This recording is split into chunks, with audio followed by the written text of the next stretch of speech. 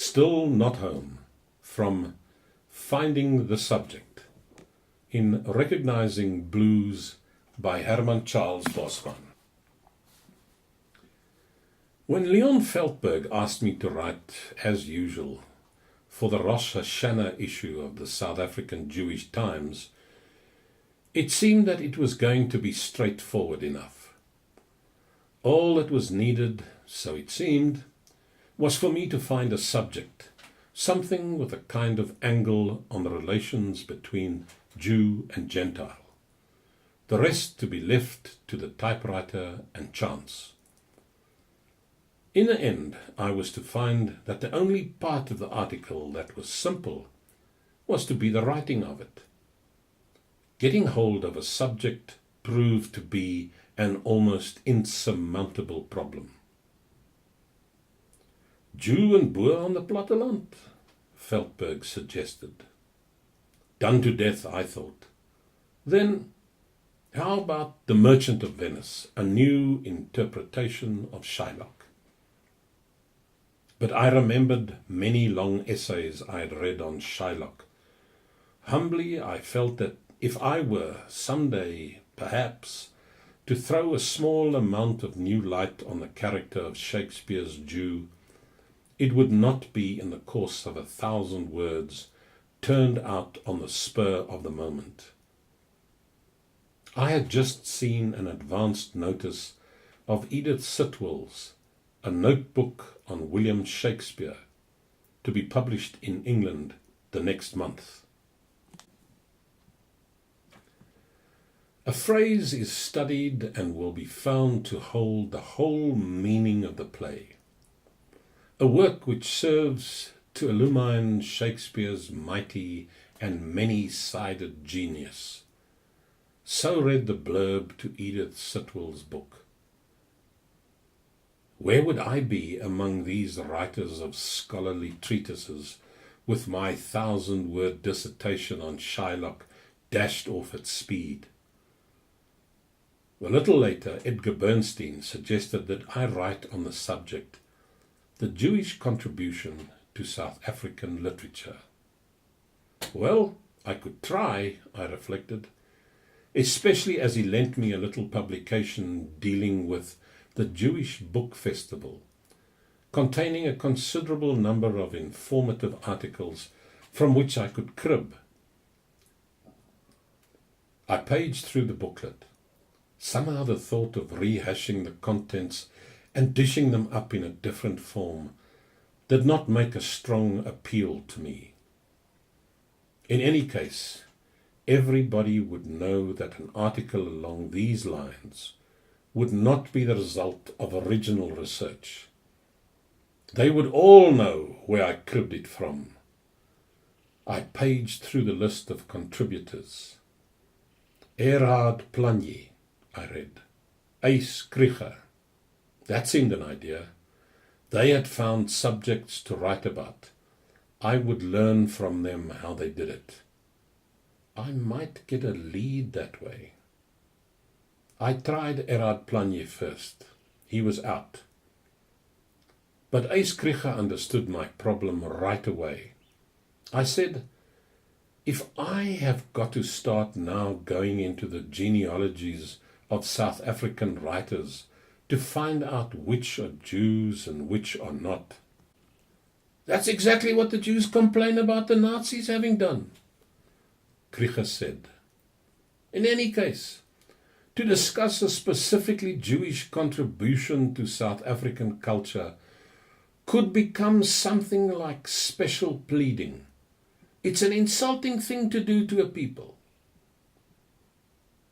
He explained that he had written an article on Olga Kirsch because latterly she had improved very considerably, and he felt that after the way Greshoff had dealt with her, considerations of fair play demanded a more balanced assessment of her work, which had great and obvious merit. What about David Fram? Krieger asked. Write about him. There's a good subject for you. Fram has got a far bigger reputation in America than he has in this country. That seemed to open up possibilities. Meanwhile, I again tried to get hold of Planje. The article he had written, The Jew as depicted in the Afrikaans novel, was intriguing.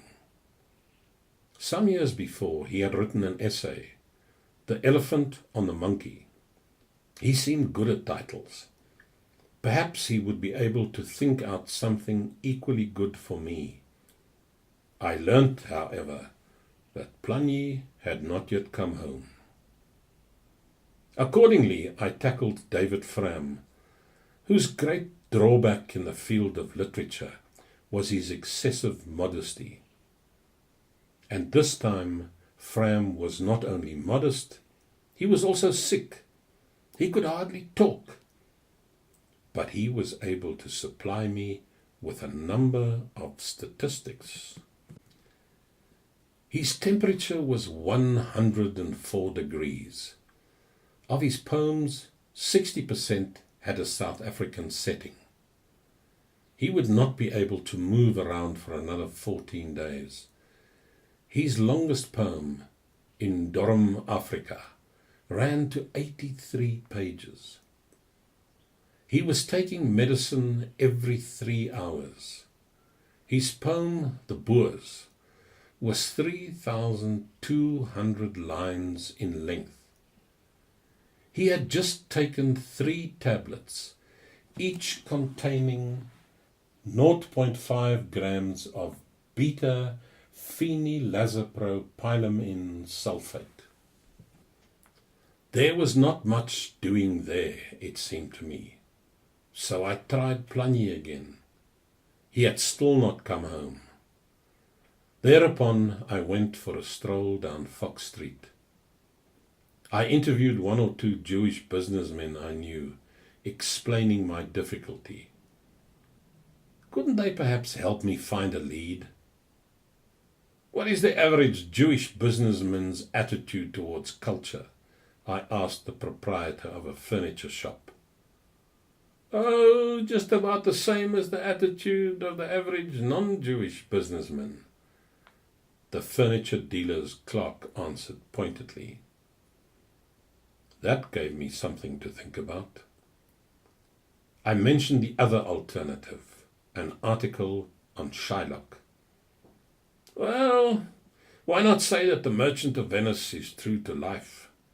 The aforementioned clerk replied, his tone seeking to convey a light irony. Look for how many years now writers have been apologizing for Shakespeare or for the Jews and have been trying to explain Shylock away. Why not just say, well, the pound of flesh and all that is life, not life? That's an original approach, isn't it? It's original enough, I conceded. But I mean to say, isn't there enough anti-whatchamacallit in the world as it is? No, I'm afraid your suggestion is out. Perhaps Planje could put me on to something. But Planje was also out. He had still not found his way home. Shortly after that, I saw S.A. Rochlin. Can you help me find a subject to write on? I asked him. You know, I want to turn out something worthwhile, thought-provoking, and so on. Not just another goodwill pot-boiler.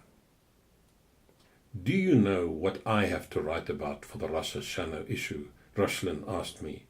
No, I said. I don't. What?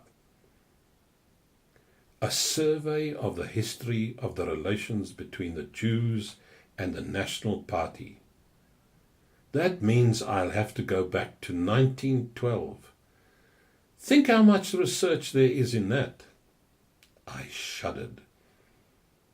You'll have to mention the 1932 Germiston by-election, I said. A Jew, Schlossberg, was the nationalist candidate. I wrote a number of articles at the time supporting him. He didn't get in.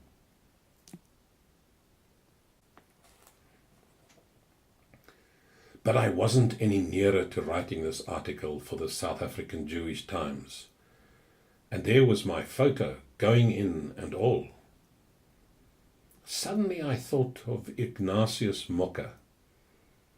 I contacted him, and I regretted the fact then that I had not thought of him earlier. His conversation suggested to me not one article, but 10. Effortlessly and unconsciously, in practically every sentence he spoke, he produced a theme for something nice and chatty to write about. I had often thought that, of the various races immigrating into this country, Mocker said, the Jew would be able and willing to do most for Afrikaans literature. There was a great article for you, I thought, ready-made. The Jews have the greatest capacity of any people. Mocker went on, to appreciate and identify themselves with an indigenous culture. Again, something I could elaborate on and expand into a couple of columns. Mocker went on to say that he had been aware for a long time of how similar the Jews' background was to the Afrikaners. The struggle of these two small peoples for national survival and independence have many parallel features, he said. He added that some years ago, when anti-Semitic propaganda began to be disseminated among Afrikaners on an organized scale, he was in a position to know what extent it formed part of a deliberate divide and rule policy employed by interests antagonistic to both Jew and Afrikaner. He said that he was able to throw a good deal of light on various aspects of what he called politieke kattenkwaad. I realized that I should have got in touch with Mocker earlier. Perhaps I would remember him before the next Rosh Hashanah issue. By the time of going to press, Erhard Planje had not yet got back home.